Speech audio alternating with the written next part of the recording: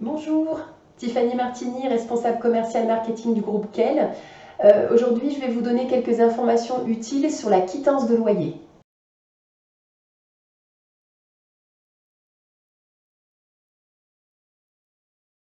Alors, qu'est-ce qu'une quittance de loyer, pour commencer? Ce qu'il faut savoir, c'est que c'est un document écrit, remis au locataire par le bailleur. Donc le bailleur peut être le propriétaire ou un administrateur de biens qui aura été mandaté par le propriétaire. Donc la quittance de loyer, c'est un document qui va attester que le locataire a bel et bien payé son loyer ainsi que les charges locatives associées. Il faut savoir que c'est un document officiel qui est important pour le locataire parce qu'il fait souvent office de justificatif de domicile ou bien de justificatif de revenus éventuellement et qu'on peut lui réclamer dans le cadre de certaines démarches administratives.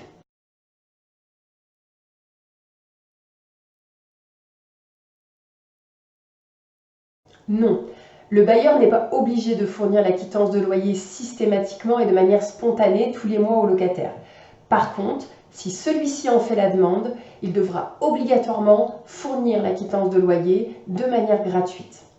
Et attention, elle ne pourra bien entendu être délivrée qu'à partir du moment où le solde aura été intégralement réglé par le locataire.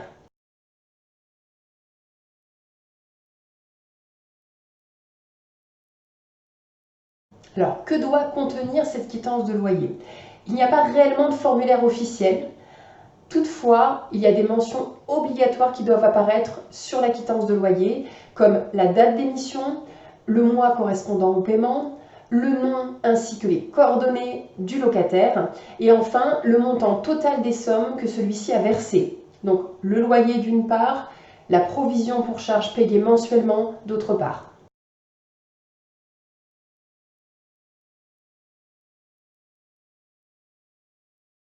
Alors le bailleur ou son mandataire peut choisir sous quelle forme il souhaite remettre la quittance au locataire, sauf si un moyen de remise spécifique a été précisé dans le bail.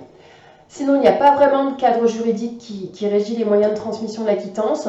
Donc ce document peut être transmis par envoi postal, en main propre ou par email si le locataire a expressément donné son accord.